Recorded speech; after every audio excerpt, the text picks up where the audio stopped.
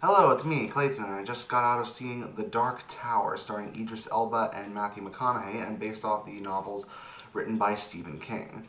Now, when it comes to this movie, it has had several different production problems, and many people were wondering if the movie would be released at all.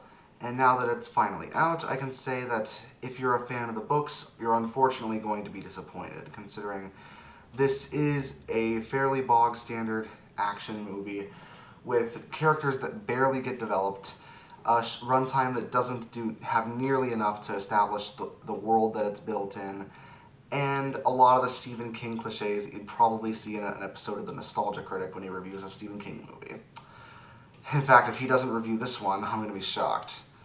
But let's get to the story, shall we? The story is about a young boy named Jake Chambers who ends up having dreams about an alternate world and about a man in black, a gunslinger, and a dark tower that connects our world and this other world known as Midworld.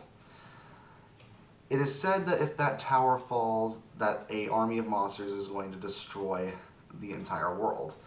So when he finds a portal to Midworld, Jake meets up with the gunslinger, played by Idris Elba, and they plan to stop the man in black, played by Matthew McConaughey, from taking over the world, essentially. Now, the story seems like a bog standard fantasy plot, and I haven't read the books, so I don't know if this is based on one of the plots of the books or not, but it is pretty generic. You've seen this setup done a million times before, and they don't really differentiate it in any way. We have the grizzled anti-hero in the gunslinger, and we have the wide-eyed innocent who gets captured all the time in Jake, and they never evolve past those roles. Granted, I did appreciate that Idris Elba and Matthew McConaughey at least tried to make their roles charismatic, and they clearly did their hardest with what they were given.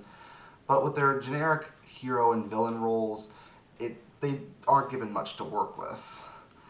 I do agree that the visuals at times are pretty interesting, since I believe Stephen King has a lot of imagination, and sometimes that translates onto the screen, sometimes it doesn't.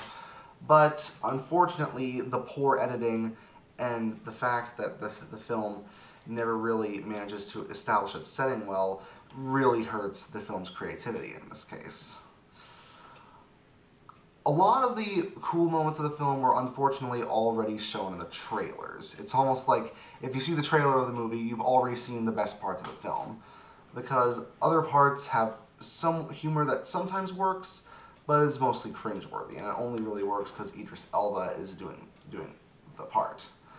In fact, Idris Elba's character, the gunslinger, probably would have been a better lead character than Jake is, considering I found myself at least kind of interested in his past and kind of interested in how he fit into the story and how he managed to get to where he is now. Instead, we have to follow Jake, who's as boilerplate standard as any protagonist in history, and whose child actor, while I can tell he's trying hard, doesn't bring anything new out of a character like him. It's just unfortunate in that respect. Now, I heard this film was supposed to launch a series of films or a TV series, but given how little stands out in this movie, I can't see how it could possibly get a TV series or another set of movies out of this. Because it just goes through the motions when it comes to a film like this. And the film, even though it's only 95 minutes long, it feels quite a bit longer than that. Mainly due to the fact that the cliches really bog down on you over time.